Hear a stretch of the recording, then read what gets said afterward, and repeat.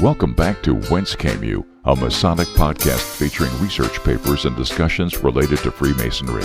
Here's your host, Brother Robert Johnson. Okay, everybody, this is episode 251. This week we have Frater O on the program, and we are going to tackle some more questions that we've received, and in no particular order other than kind of the way we've received them. So we might bounce all over the place, but please welcome Frater O back to the program. How's it going, Frater? Oh man, that's great to be back. You've had an excellent past couple shows. I've been tuning in and listening. It's always refreshing to hear papers. Papers are good. I'm a nerd, so I mean I enjoy hearing that, especially like when I'm driving somewhere. It's just nice to be able to use that chunk of time for Masonic knowledge. Well, I appreciate that. Thanks, man. I guess the first thing we can start with this week is he made a comment that was general frictions in the lodge. So, have you ever had any frictions in the lodge room, like general issues where two brothers aren't getting along, or you might not be getting along with somebody? Have you ever had that experience? Yeah, absolutely. I think in any organization you get into, regardless of political, business, religion, or family, you're always going to have bad apples. Any situations in particular that strike a chord with you'd like to discuss? Well, what can I say? Not a whole lot, right? Because I'm not going to sit here and talk about a brother behind his back or on a program to everybody. But yeah, I think there are instances in where we do have these disagreements, or we generally just don't like somebody. And that's okay. You know, we have this thing that we are supposed to be brothers, and we are all supposed to celebrate in each other's successes, and we do. You know, it's about staying brotherly and staying cordial and being genuine. And, you know, sometimes if you have to force a laugh or you have to feign some interest, then you should do it just because it keeps the peace. I don't see any value in starting or picking a fight with anybody in the lodge. I guess if you have a huge friction with somebody, you would just want to make sure that you're keeping your distance. You're right. And unfortunately, you know, usually the situations work themselves out, and those bad apples always find themselves out of the lodge. And, you know, at the end of the day, all you can really do is send them love and move along, because they're on the darkened square. And we all, at one point in our life, has been there. And if you haven't, you're going to find yourself there. Hopefully you find yourself back. And hopefully all brethren that are battling back and forth between the white and the dark squares, they find themselves somehow in the center. We've got a comment for past Master Jewels. I guess, I'm not sure if there's a question to it, but thoughts on past Master Jewels, I guess? I think past Master's Jewels are really neat. I think they're intricate. They're kind of cool. I think they're too expensive. When my lodge told me that I had to get a past Master's Jewel and an apron, and to just basically bring the bill, well, I said, well, how much am I supposed to spend on these things? And the answer I got was, well, you know, usually they're like $300 or $8,000, so whatever. And I was like, whatever. That's a little financially irresponsible. So I actually went to the Master Craftsman, I think it is, and I had my jewel done through them, and it was $60. Made of zinc. I was so cool, I bought two of them. I bought a zinc and a gold one just in case I didn't know which I would like better. I like the zinc bronzed version better. It just looks cooler and like older. I like antiques, so that kind of suited me just fine. It was an interesting design. I didn't go with just the old square and compasses with the word escapes me. The curved ruler on the bottom. I'm horrible. Don't write me hate mail because of this. And then, of course, the other thing that I was actually going to go for was the Pennsylvania style, which was the 47th problem of Euclid, which I love that jewel. It comes in silver usually, and it's just brilliant and awesome, and it's amazing. But I also don't like being so flashy, so I think that's probably why I went with the bronzed, like, antiqued version, because it wasn't so flashy. How about you? Thoughts on past Master Jewels? Are they cool? Are they not cool? You got a preference? Yeah, jewels I could care less about. They're just little shiny pieces of metal that people like to dangle, and you know, or have a lot of them, or like on their chest, and that's cool. Don't get me wrong. I understand if you served your time in the East and you've worked really hard at a certain lodge position, if you're in an independent body, that's great. But you know, if you go back to the first degree, I mean, there's a reason why you're divested of all minerals and certain substances. Yeah, you got to agree to a point. I mean, in an organization that prides itself on not having egos, we sure have a lot of egos, titles, awards, and dangling medals. And Todd Creason a while back wrote a really funny piece about people who wear a million lapel pins. There's a part in the piece where he talks about fishing somebody out of the deep end of a swimming pool, and they fell in and they sank to the bottom because of the amount of lapel pins, and they were all rusty, and it was just kind of a funny piece, but love them or hate always them. have more pieces of flair. Yeah. Do you have enough flair? Do you have And enough if you flair? like flair and you're listening to this, we have some beautiful lodge pens that we can. It supports the show. We're completely self-funded here, and it definitely goes back and helps. So if you like pens, That's right. There's the pitch right in the middle, right in the beginning of the show. Now we don't have to do it later. So there was another one, a comment on Freemasonry in the Middle East. Freemasonry in the Middle East is pretty interesting. It's really cool that you actually brought this up, or the question was asked, or the statement was given. I was recently in contact with the brothers of the Sovereign Grand Lodge of Egypt, which of course is clandestine. There are 3 lodges in Egypt. They had a Facebook post and it was like, congrats to our new entered apprentice. And it was really kind of cool to see these aprons. And some guy makes this comment. He said, that's not the way an entered apprentice wears his apron. And it was just the regular Master Mason style. And the Egyptian brother said, well, you should probably note that actually that is how our EAs wear. Our aprons are separated into 3 pieces. And then he posted a picture of his the Master Mason's apron for the Egyptian Grand Lodge, or the Sovereign Grand Lodge of Egypt. Amazing, really, really cool. Played on the heritage, the rich heritage of the Egyptian dynasties. It was really kind of cool. They are, of course, would welcome recognition, but I don't think that it's on the table at this time. But they are a serious organization, and they're really, really cool. So I had the pleasure to actually read their opening and closing ritual, which was awesome. Really kind of cool. But you have to almost wonder, Freemasonry in the Middle East, it's such a religious and powerful area for all of these kind of ideologies. Is it even safe? I mean, I've talked to some brothers who sat in lodge in the Middle East for military, and they're armed and they have their full armor on and everything, and basically, masonry in a war zone, and it seems really dangerous, and I'm sure it is. I almost wonder how dangerous it is in some place like Egypt or other places in the Middle East. There was a book recently written called, I want to say it's Masonry in the Crescent, and it's kind of the story of masonry as it regards perhaps in Islam. I'm not quite sure. I'll have to do some research on it. How about you? Thoughts? Masonry Middle East? That's Angel Millar's book. He's a great writer, and he's written some really good books. I do know this. I met a brother at the Grand Lodge of Massachusetts when I used to be a tour guide, and he told me a story on how their tilers don't carry a sword. They have a legitimate AK-47 because Freemasonry is illegal, and it's the straight oligarchy. There, it's dictatorship, and so the whole idea of freedom and the whole idea of meeting together, and it is the real deal. It is like government officials and leaders and people that want to change the world or change their area of the world for the better are meeting. And so the Tyler is the last line of defense to allow them to escape. And he has a legitimate gun. It's the real deal, like it was for us in the 1700s here in America. Wow. That's incredible. I couldn't imagine it. I mean, I guess we do take that for granted, this meeting, kind of these free meetings, we don't have anything to worry about driving to the lodge. But I'm sure Freemasonry, as it is in the Middle East, can be dangerous. I'm sure in some places it's probably totally fine and just as free, but it is a volatile area out there, or can be, I should say. God bless and kudos to all those brothers who make those trips.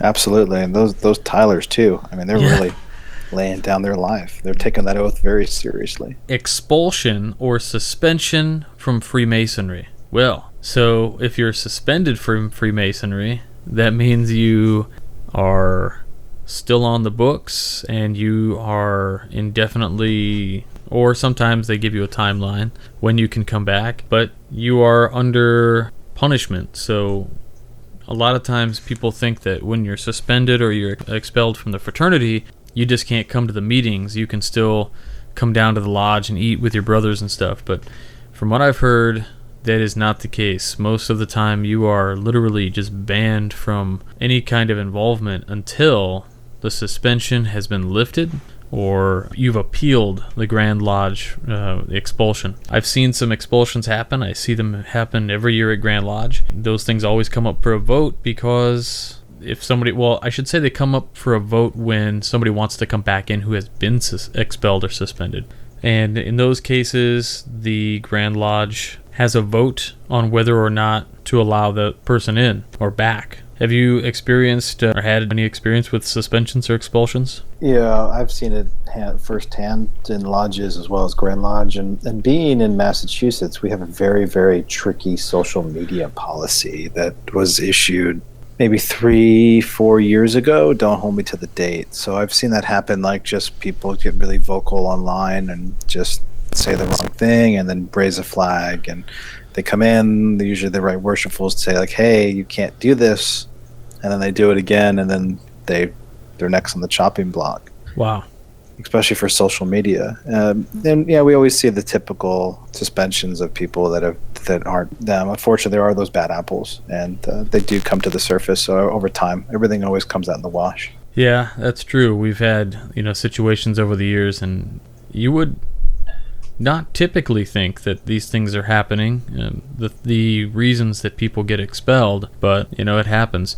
I think the most recent in the news was Arkansas. Chris Hodap was writing about the Grand Master there who was expelling brothers possibly in the Grand Line. I don't remember. I didn't read all the article. I had just seen people posting and talking about it. So if you want to know more about that, you should check out Chris Hodap's blog, Freemasonry for Dummies. He posts some great stuff all the time. So the next question was open houses, which is a good one. Do you guys do that out in Illinois?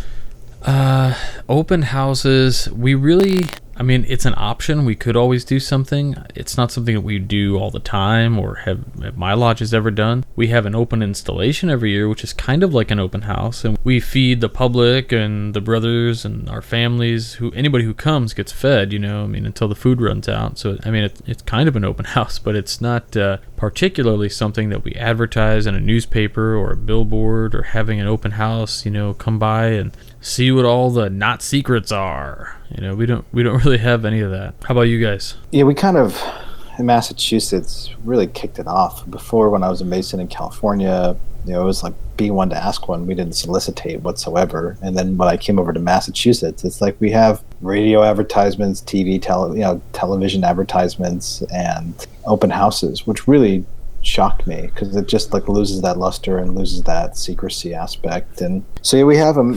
They happen every year. It's in April. Don't hold me to it. I think it's in April, and it's all the lodges across the state are open for anyone that wants to stop in. There's a big advertising campaign that goes behind it, and our lodge, sometimes we'll get one person, sometimes we'll get 7 or 8. Every year the new people that will show up. Even the Grand Lodge is open, and all the lodges inside the Grand Lodge that meet there, you can visit as well. So, it's a big day across the state. And we have like 280 something, maybe 70 something now lodges that are open that day. So it's a big push. But personally speaking, I'm not a fan of it. I think it's interesting. I guess I'm a fan in the sense that I think that's probably good marketing. But we would think that by doing that, maybe we would get the people that we want in there because they see what it's about, and we'll get quality people. But I think the other side of the coin is that we are giving away the secrets, or we're giving away the mystery. And the problem with giving away the mystery is that the allure isn't there, maybe, and you won't join. But the problem with not giving away the mystery is pretending something we're not, and then when he joins, maybe that particular lodge is just minutes every second Tuesday. So where is the allure and the mysticism there? In that case, the guy's going to join. It was mysterious, he joined, and it's this blah, blah, blah, minutes. But then we get the people who might come to an open house, and they might see how it rolls, and they might not join because now you've destroyed the mystery, but they would have been great. So, it's this double-edged sword. I don't know if it's appropriate or not to do them. And I think when all else fails, it's probably just a thing that we would want to revert back to, say, the way it used to be. Really high dollar dues, and if you want to be a member, then you pay up. And make sure you ask somebody, because nobody's going to ask you. Absolutely. I mean, the whole idea, the law of diminishing returns steps in. And if you keep something like a premium product or a premium aspect and behind closed doors, or just more the secrecy, there's more buzz, there's more talk about it versus it being out in the open and the secret's just being blunt and like here's everything. It just loses its luster. There's no value. I mean, there's value, but it slowly depreciates. And ultimately, I would love to see the craft go back to it's be one to ask one, simple, raising that bar up, knowing that that person can't be some name that just came from Grand Lodge that no one knows. Right. For us, and then no one knows that they can actually sit down and talk to the guy for 45 minutes, actually figure out his character and everything in that sort of time. I mean, so there definitely needs to be some sort of, in the future, hopefully, more precautions or steps taken to allow a better filtration. Well, it's kind of interesting. I think that almost the craft is doing its own cleaning house. We are having this thing where men are joining, and everybody's complaining that men aren't joining as fast as people are dying off or being suspended for non-payment. And I don't think that's a bad thing. I think that the craft is going to refine itself down to a solid number. And once it's down to that solid number, like it might just hang right at that level. We're about 1.2 million members right now. Who's to say that Masonry, the MSA started taking numbers in like 1924 to know how many Masons we have in the United States. But at the absolute heyday of Masonry, what I would consider the golden age, anytime between probably 1750 and maybe 1890, 1895, that kind of mysticism, the mystical and really interesting aspects of the craft that I find interesting, my golden age in Freemasonry. How many members did we have back in those days? It wasn't 2 million. It probably wasn't 1 million either. It was probably a little bit more elitist. It was probably, I would guess, 500,000 to 600,000. And if Masonry as a whole in the United States drops to 600,000, I don't think that's a bad thing. But it is a bad thing if you're trying to have a Grand Lodge that wants to operate in the way it is operating right now, which is, helping lodges with tax breaks for their building and providing educational materials and having big events and, Grand Lodge sessions. So all that costs money. So it is interesting. I don't know. I don't see a bad part in dwindling membership down a little bit. You and I are on the same boat on that. It's definitely needs to happen. And it's happened in the past. It always happens, and that's just the way how things ebb and flow. And to be able to become great again, or really bring back that luster, as by distilling that down to its alchemical formula. So we've got a thing on here for etiquette in visiting lodges. I think this pretty self-explanatory. Are you polite? Wear what you normally wear to your lodge. Nobody will fault you. But it might be a good idea to check the lodge Facebook page or the lodge website, or contact the secretary to maybe ask what the dress attire is. And we all know that if you're doing a degree, then if I'm going to go visit a lodge that's doing a degree, I typically won't wear a tuxedo unless they tell me to, because usually just the officers are in tuxes. But I always wear a suit to any lodge I'm visiting, unless it's in my own district and I know how that lodge operates and the typical dress of those lodges. But I'm always in a tie and a dress shirt and pants. And most of the time I'll have a vest on or something, because it's too hot in the summer for me to wear a coat. And I get a great example, though, is when Frater and I were in Washington, D.C., and we attended a first degree at the George Washington Masonic Memorial at Alexandria Washington Lodge, I should say. That lodge is black pants, white tuxedo top with tails, and I have heard they are very strict with dress codes. Even the traditional observance lodges, it's tuxedos only. I've been told they have actually let people go if they don't have tuxedos, because it's like a very formal occasion to be there. For me, if I'm always visiting another lodge in the area, I always just call ahead, leave a message, email the secretary, let them know, just ahead of time, just a heads up, like, hey, you guys still having a meeting? Just because you don't want to get there, show up, and then there's no lights on because there's no candidates, or they decided to do it earlier than what they put on the website. Right. I have to send a few emails out, actually, because I'll be in the Dublin, Columbus, Ohio area in like 20 days. So I'm going to hope that I can go visit a lodge while I'm out there, maybe Monday night or Wednesday night. Hopefully somebody's meeting. I probably won't be able to do anything Tuesday night, but it should be interesting. Yeah, definitely contact those secretaries too, because also I should mention that if you're an entered apprentice or a fellow craft, usually it's typical that you would need to be accompanied by a master mason of your lodge before you could actually step foot in another lodge. So make sure you're following those protocols. What else is on here? Balancing innovation with tradition. Well, that's a really good question. I don't even know how to answer that. Yeah. Should we skip it? We can't skip it. Tradition and innovation. Well, you could make the argument that because Masonry is a progressive moral science, that the tradition is in innovation. Innovation is our tradition. I mean, to the extent of how we are becoming, or how we stay valid in every age, how we stay valid in every age and country, I guess we would say, right? That's part of a lecture, I guess. It is an interesting question, though, for sure. How many of you listeners out there have created a Facebook page for your lodge and then had to take it down because somebody complained about it?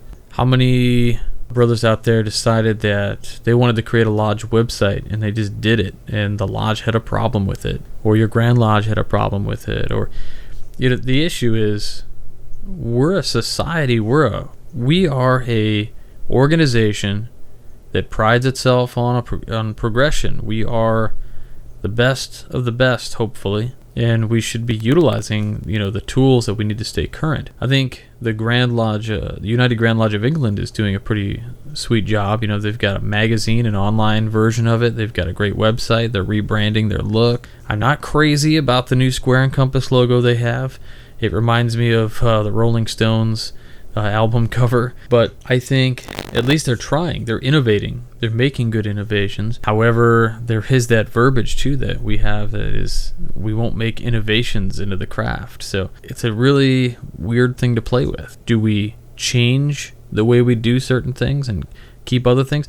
I mean, is when we say traditions, when you say innovations, are we innovating the actual degrees, or are we talking about how we do and how we become public and how we share? What do you think? With all this technology that's happening and innovation, you pose a really good question. You hear about these virtual lodges popping up online, and you can attend these lodges and literally just via Google Hangouts or Skype or some sort of connection. So it's interesting if that ever does move forward with the whole innovation aspect. Personally, I'm a fan of just simple tradition, going back to the ancient way, because if you think about it, I mean, at least me, if I'm going through a degree and if I'm coming through this history and this lineage, I want to follow the same footsteps every great person that has before me. I don't want it to be skewed. I don't want it to be a submarine degree. I don't want it to be something that's been changed where it's lost its value. I want to be able to experience the same thing. So for me, tradition is really important. Innovation. I think when it comes to a mystery school, it's not that important. I can definitely respect that. Innovation, I think one of the best examples of innovation there is today, and I'm not going to say it's good innovation, I'm just saying it's innovation, is the Northern Jurisdiction's latest survey. They sent this survey out, and it was all about, would you like to see degrees on video from home? Would you like to do this? And see, I'm a fan of innovation as far as like, hey, let's get a lodge Facebook page and celebrate what we do. I'm okay with that. What I'm not okay with is making innovations to the actual initiatory experience. Don't change the way that we wake you up. That's not cool. And I don't think it's effective. And yes, you may have gotten a great view of it from the sidelines when you were part of a massive raising or something, but it's not the same. It really isn't the same.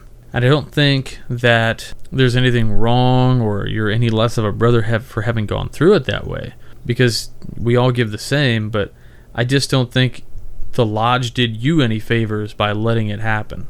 Innovations in ritual, not a fan. And when I say that, it doesn't mean like I'm just by the book ritualist. I'm a big fan of, if you can't remember a word, then use another word. I don't care.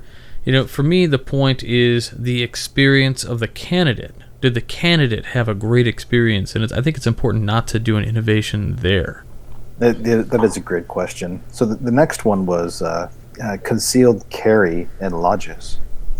Now I'm sure you've heard about that one situation, unfortunately, happened in, I think, the state of New York or Jersey, where they actually had a gun that was part of the ritual, and it was supposed to have blanks, and it didn't, and it shot the candidate. This is a horrible, unfortunate situation, and what they were doing was very clandestine, and it's not by any means traditional Masonry, and is not endorsed by any Grand Lodge in the United States. Yeah, I do remember reading about that. I think my position on conceal carry in lodge is that if you are a law-abiding citizen and you have a concealed carry license, that it should be concealed.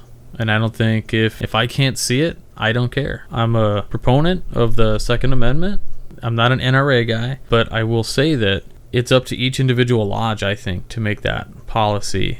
The constituents of an actual lodge need to come together to make those decisions for themselves. I don't think that's also a policy that a Grand Lodge should be handed down. For instance, the Grand Lodge of Illinois, this came up a couple years ago, and somebody had put a motion, I think it was in the minutes or, in the proposed bylaw changes, that the Grand Lodge address concealed carry, at least in the state of Illinois. And the state of Illinois basically said, no. We leave this up to the individual lodges to decide the fate of each individual lodge. I mean, it's your lodges. We're not going to decide whether you can conceal carry in a lodge. It's your lodge. So that was really cool and really progressive of them.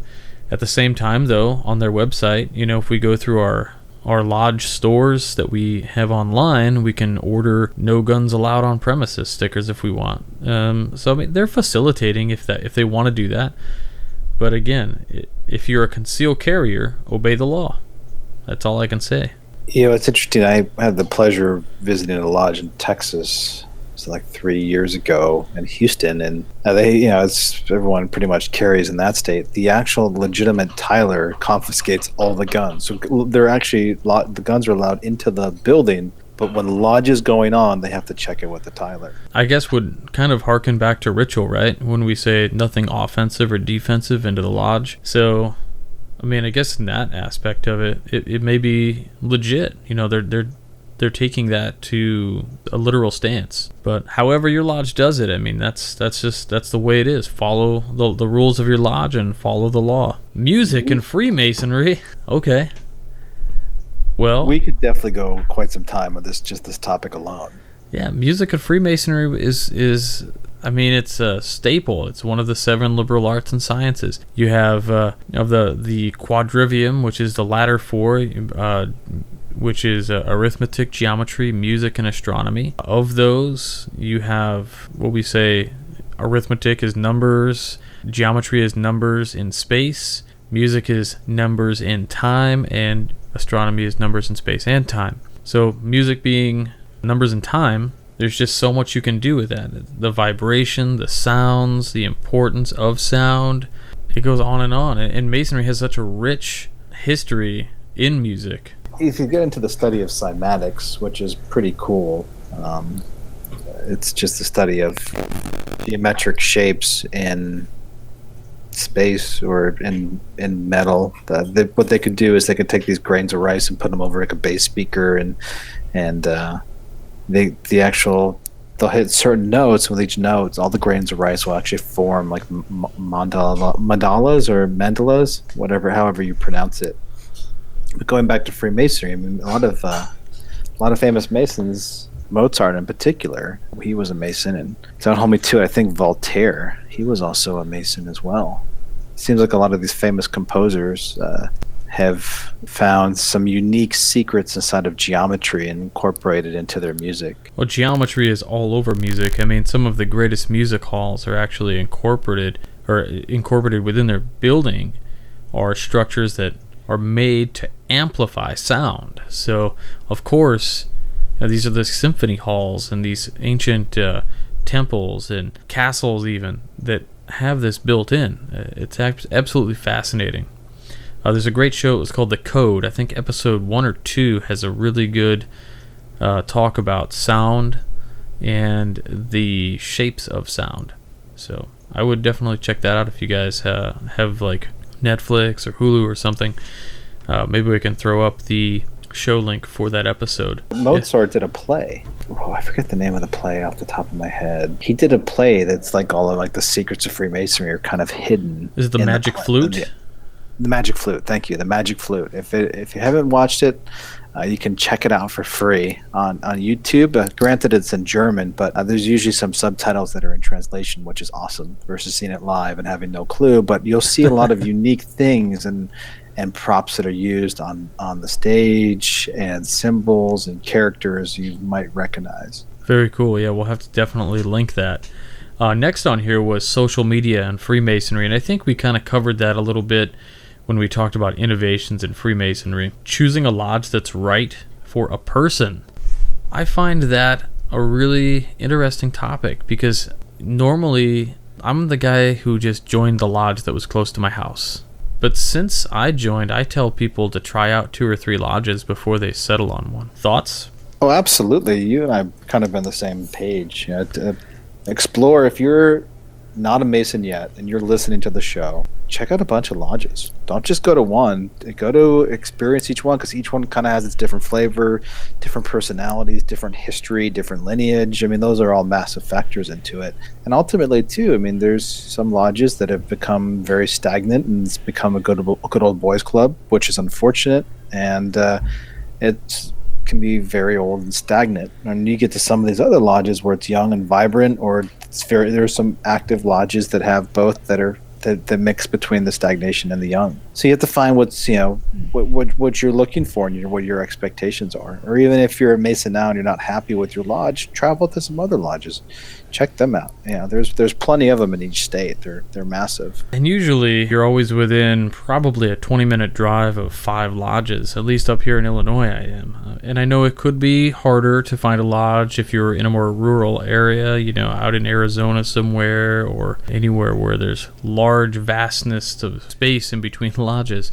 And hopefully you can find one that works out for you. I know it is difficult. So we got one on here for handling conflict between brothers. That is a difficult question. How do you do that? Are you a mediator? I'm a secretary at my lodge, so guys come to me with problems and issues sometimes and try to just mediate and be the best I can be and try to understand a brother and try to understand both sides and try to be conflict resolution. But, you know, I don't usually want to get mixed up between 2 bros.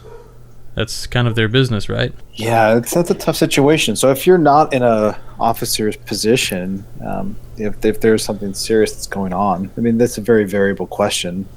So we'll say if it's something in regards to being in the lodge, you should bubble that up to the proper people that are in authoritative positions to deal with that effectively. There is such things of Masonic trials that can be brought upon people, and those are pretty serious. But ultimately, again, if I'm not in an officer position, I kind of step back and allow the authoritative figures deal with the situation. But if you're in a situation where that can't be done, you definitely have to step up to the plate and deal with it. 1-day classes. Don't do it. Wait. Don't do it. Listen, there's a time and a place. I get it. If you have a chance, don't do it. If you gotta be deployed or you got something you're moving, then it's your only chance to get it done because you don't think you'll finish it in the next place you go to, fine. But I don't think you're doing yourself any favors, and I don't think any lodge is doing their members any favors by signing anybody up for 1-day classes. Just my 2 cents. Yeah, we've pretty much rehashed this a few times in some past episodes and on our dislikes on the subject. And if you're listening and you're thinking about doing it, like Robert said, don't go for it. Just go through the traditional method. Again, some other states or countries, actually countries like Italy especially, it's down South America and Brazil and Venezuela, they take it hardcore. Like each degree takes a time. It takes sometimes 1 to 5 years to get your Master Mason degree. And there's a lot that's presented in each thing, in each degree when you're there, where you're going through it. So it's important to be able to just keep your eyes open and being able to try to absorb as much as you can. And it's like drinking through a fire hose. It's difficult. And you're presented with a lot of unique things. So going back and digressing back to a one-day class, you're not going to be able to really absorb that and take all that in that environment. I definitely agree with you, and in fact, I'm going to read something. So one of the things that we've really touched on in this episode just a little bit was, well, a lot bit actually, was, this one-day class and the idea of innovations in Masonry, because a one-day class is an innovation in Masonry. And what happens in these one-day classes is an abbreviated, shortened form of everything, and things are just cut out. It's like they trim all the fat, right? And that's exactly what they're doing. But what does fat do to a steak? It gives it flavor. And so they're cutting out the flavor of the degrees. One of the interesting things that you can find online, maybe like on webarchive.org, are the degree rituals of the Supreme Council 33rd degree, Ancient Accepted Scottish Rite for the Northern Masonic Jurisdiction of the United States of America by C. DeForest Trexler, 33rd degree, copyright 2008, Supreme Council 33rd degree, Ancient Accepted Scottish Rite, Northern Masonic Jurisdiction, all rights reserved. And this is really just a history of each of the degrees. And it talks about every degree, and it's kind of like, hey, this degree started here in the Franken manuscript. It went through this change, this change, this change. These people argued about it. They decided to cut out this stuff because it was deemed that it wasn't whatever. It was a rehashing of the same old King Solomon story in the temple. And so they really cut a lot of that stuff out. But one of the interesting things in here is it actually says why they do what they do. And I'm going to pull that up, and I'm just going to read it for you because I think it is interesting. So on page 12 of the degree rituals, it states matter of style. Again, this is the Northern jurisdiction. Quote, the situation is complicated by the fact that authors of the degree rituals in many cases intentionally use styles of speech such as King James English that were archaic even in their day. Perhaps the intention was to imbue the language of ritual with a more elevated and poetic tone than was present in ordinary verbal discourse. The result, unfortunately, has been that over time ritualistic dialogue has become increasingly less impressive and intelligible to the contemporary audiences. Now, I've got a real problem with that last statement. I think it's part of the best part about what we do is the impressive language and intelligible. It is intelligible and contemporary. I think it's totally valid. But here, in the last paragraph, is the worst part of all. And I say worst, I mean maybe it's bad, maybe it's good. I don't know what the listeners, I don't know what you guys think about this, but it says audiences of the early 20th century also were accustomed to lengthy theatrical performances featuring long monologues. In contrast, contemporary audiences, conditioned no doubt by modern media, expect and tolerate only much shorter presentations in which thoughts are communicated in brief exchanges of interactive dialogue in the nature of everyday conversation. In other words, the message of the degree ritual must be communicated with a shorter audience attention span. Basically, they're just insulting everybody, telling you that you don't have an attention span, and that's why they changed it. So that's my take on the one-day class. Everything is just stripped out of it, and the dialogue is taken out, and the meat and the flavor of the degree is gone. So that, I'll get off my soapbox.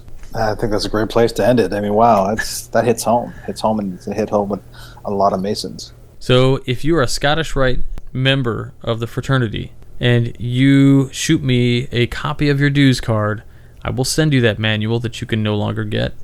It used to be hosted on the Northern Jurisdiction's website, and then they took it down. And so I'm not sure why they took it down, but it's out there. The bell was rung, and it's on archive.org. So, I mean, you could just find it if you want to. There's nothing you have to sign into to get it. But that said, it's out there. I hope you enjoy it. I hope you read it. It is an interesting read. There are some things that the Northern Jurisdiction has actually kept from the Franken manuscript, whereas Pike rewrote and got rid of certain things in the Franken manuscript. So there are some original stuff in the Northern Jurisdiction. It's not all submarine degrees and Civil War degrees. There are some interesting things in there as well. I enjoy both rights. I think both Scottish rights do a fantastic job for what they're known to do. But it comes down to what flavor you enjoy. So, but back to the one-day classes. Don't do it if you don't have to. So with that, I think Frater O and I are going to call it for this week. We've got a bunch more questions we'll probably answer the next time we hop on. I hope everybody out there has a fantastic 4th of July. It's going to be a good one. I think the weather is supposed to be good for everybody. Anybody who's got bad weather, I hope everything's okay. I hope you keep power. I know Frater O's got a lightning storm going on right now while we're recording, so we will be conscious of his time as well. So, Frater, I can't thank you enough for being on the program this week. Thanks again for having me back. It's always an honor and pleasure to be on. Well, like I said, you're an amazing part of the show. If you have questions for Frater O, then you can email him. We'll have the email link right there in the show notes. It's fraterolux@gmail.com, or you can email him at fratero@wcypodcast.com. And with that, we'll talk to you guys all later. All right, so we had a great conversation with Frater O. I hope you guys really enjoyed it. If you want to support this show, please head on over to wcypodcast.com and check out the lapel pins we have for sale. They're $10, and we'll ship those out. You know, we're shipping them pretty much every day of the week. And the pin is what funds the show currently. It's our initiative to fund the show, I should say that. And it is listener-supported education, so we do appreciate all of the contributors. I hope you guys all have a fantastic 4th of July weekend, and everybody stays safe, and I hope you have fun shooting off fireworks, and again, stay safe. We don't want any limbs blown off. Look forward to reading tomorrow's piece on the Midnight Freemasons by Todd E. Creason. He's got a great piece for the 4th of July. If this is Monday for you when you're listening to this, then head on over to the Midnight Freemasons. Again, Mondays, Wednesdays, and Fridays. We've got amazing content. We have a new post going every single Monday, Wednesdays, and Fridays. So like I said, it's never a dull moment, never a repeat. We have some updates, and sometimes we are pulling pieces from way back that didn't get much attention because the blog wasn't everywhere that it is today. If you like Masonic podcasts, make sure you check out the Masonic Roundtable. We go live every Tuesday night at 9 Central. It's a great time. You can interact with us via social media. While we're doing the show, we'll answer your questions when we hit the social media mark at about the 45-minute mark in the show. And I've had a few people ask me about the famous Freemason segments that we do and why we're not doing them anymore. We kind of phased them out. There has been so many that we've done, and it's getting harder and harder to find them. However, if you know of a famous Freemason that we definitely haven't covered, go ahead and send me an email and a little bit about that famous Freemason, and I will read it on the program for everybody to enjoy and give you a nice shout out on the program. And speaking of shout outs, I do have to give a shout out to Brother Thaddeus Mangalino, a Master Mason of Lodge Observance 654 in Oakleigh, Victoria. He's down in Australia. He said he loves the podcast, and especially when we interviewed some brothers from Australia. So he's talking about Wayne Greenlee and Brother Jack Aquilina, who now heads up the brand new Great Cool podcast in Australia. It's a fantastic podcast, and you guys should check that out. We're going to hot link that also. But Brother Thaddeus says he had a quick question. Is the famous radio commentator, author, and speaker Earl Nightingale a Freemason? The reason he asks is that he exudes qualities in his writings and recordings of a Mason. Specifically, he mentions his classic recording, The Strangest Secret, in which Nightingale mentions the Great Architect and uses the Great Architect reference when he mentioned to a higher being. I have only heard that within the lodge. And that is true. That is something that is pretty unique to Freemasonry. I couldn't actually find anything, Brother Thaddeus, that showed Earl Nightingale being a Freemason. However, I did find several things claiming that he was, so people making the supposition that he had been. But again, he says, thanks for the great podcast. You're very welcome.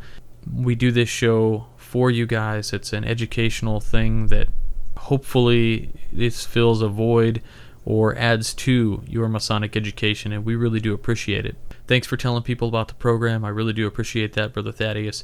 And he says it would be awesome if he can get a shout out on a future podcast. And of course, Brother Thaddeus, a big shout out to you for writing the show and giving us a really cool question to talk about and for me to research. So thanks again. Really appreciate all that you're doing for Freemasonry and that all Masons are doing for the craft right now. We're at a time right now where everybody is giving 110%, and we all want to see this thing succeed, and we want to make it stronger than it's ever been. So thank you so much, everybody. Again, happy 4th. Maybe I'll see some of you in Ohio in about 20 days. We'll see what lodge I can find that will be open, if I'm that lucky to find one.